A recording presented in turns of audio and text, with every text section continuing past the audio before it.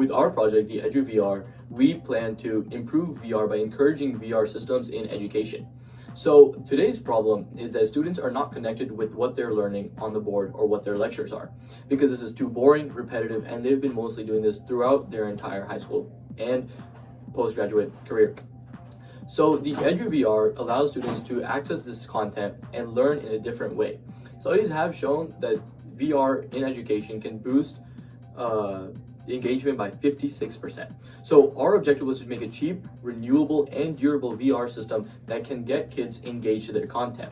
And our potential customers for our product is private and public institutions across the nation and the world. The design weighs approximately 2.4 pounds, it is 6 inches wide, 4 inches long, and 3.5 inches tall. We wanted to set our design apart from other VR headsets by making ours cheap and renewable so that schools could more easily afford it. We used cardboard in order to achieve this. We chose cardboard over 3D printing because we found PLA to not be biodegradable, and we didn't use biodegradable filaments because it would be too expensive. Our unique feature is the automatic sliding tray that pulls out the phone, making the design more accessible for people who might have mobility struggles. The overall compact, lightweight, and cheap design makes it super accessible for moderate use in the classroom, where we hope it creates a more engaging learning atmosphere. I'll now go over the analysis, build, testing, and changes section of our project. We calculated the cost of our project to ensure it was as cheap as possible while remaining renewable.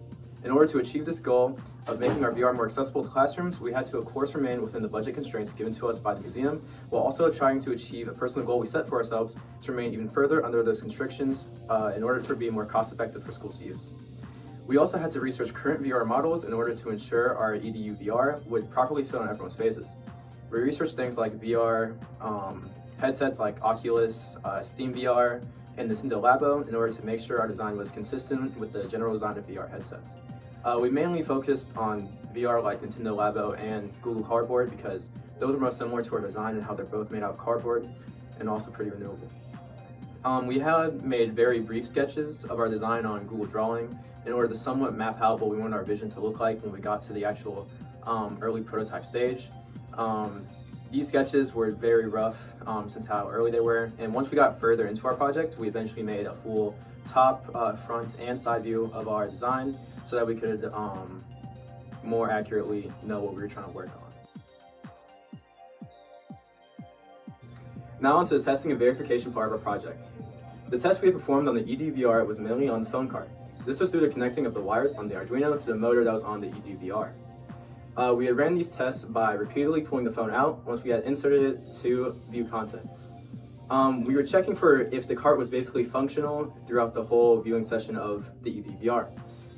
This would be through checking if the cart could support the weight of the phone, if the motor was able to pull the phone, if the motor was not going to pull the phone all the way out, things like that to make sure it was basically just going to stay functional. Throughout the test, they had went pretty good, but on repeated use of the cart, we had found that the wires would sometimes disconnect and also the string would sometimes become a little unraveled, which means that in order for more mass production, like scale of our products, we'd have to have a stronger string that would be better on the motor so that it wouldn't unravel as easily. And we'd also need better cable connectors so that the cables wouldn't become disconnected during use. The design did meet the specifications that we were given. It stayed under $150 and it did not exceed the given size of the museum exhibit space. And it also met our own personal specifications of being renewable and even further under the $150 limit and also being accessible to the youth. Now into the design changes portion of our project. Compared to our first design, as you can see here, we added a little phone cart to our final design. We did this to add ease of access to our project since before you'd have to tilt the VR to get the phone out. Doing this phone cart on the side of it ensures the safety of your phone and also helps the user access this phone more easier. Up on screen you can see some early versions of our project where, as you can see, we only had the VR section without having a phone cart, and compared to our final design where you see all the wires connected to the motor, connected to the phone cart, which pulls out the phone, which helps the viewer get his phone.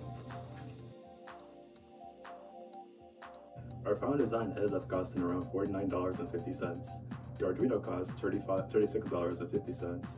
We spent $10 on glue and $3 on our batteries. As we worked on our project, we learned that teamwork was important as we had to communicate, share responsibilities, and accept one another's ideas. Designing our headset made us think creatively to solve our problem. As we built our headset, we learned the value of bringing our ideas to reality. If we were to do this project again, we would add a head strap so that users don't have to hold the headset up to their head during usage.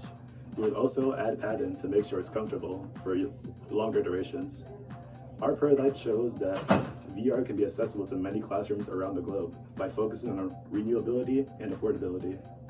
Future improvements will add such additions, as I said earlier, as a head strap and padding to assure comfort for all users.